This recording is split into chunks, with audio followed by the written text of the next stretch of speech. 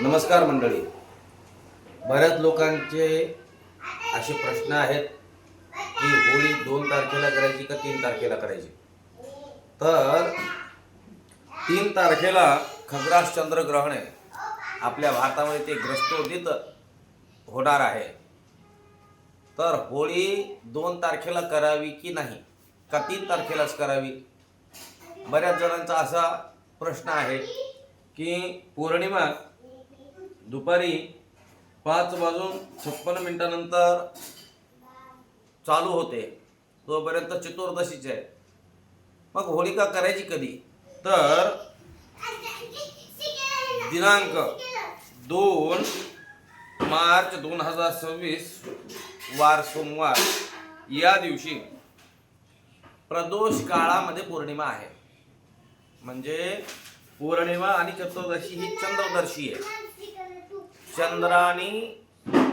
चंद्राचं दर्शन त्या तिथीला झालं तर ती तिथी पूर्ण ग्राह्य होते. म्हणजे पौर्णिमा आणि चतुर्थी या 2 तिथ्या अशा आहेत की यावेळेला चंद्राचं मान आहे, ते चंद्राच्या मानकानुसार चालतात.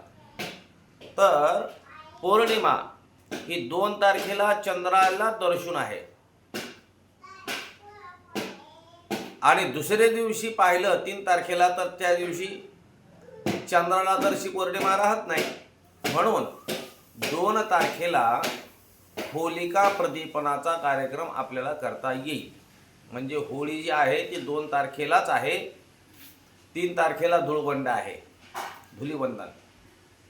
तर 2 तारखेला आपल्याला होळीचा जो मुहूर्त आहे तो प्रदोष समयाचा. प्रदोष समय म्हणजे काय,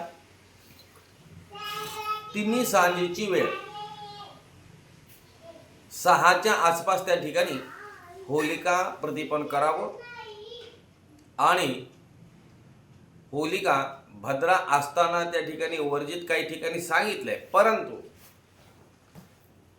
आपल्या मिताक्षरामध्ये असेल किंवा धर्मसिंधूमध्ये असेल किंवा निर्णय सिंधूमध्ये असेल, या तिन्ही ग्रंथांमध्ये त्याच्या प्रमाणानुसार आपल्याला पूर्वान्ह व्यापिनी ही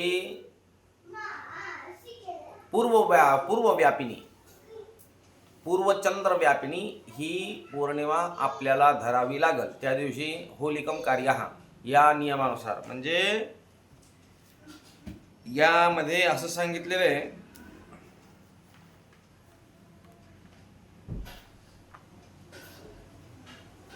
अन्यथा पूर्वदिने, धर्मसिंधूमध्ये सांगितल्याप्रमाणे अन्यथा पूर्वदिने म्हणजे पहिल्या दिवशी. अशा प्रकारची जी पौर्णिमा आहे ती पहिल्या दिवसाचीच ग्राह्य धरावी असं शास्त्रवचन आहे.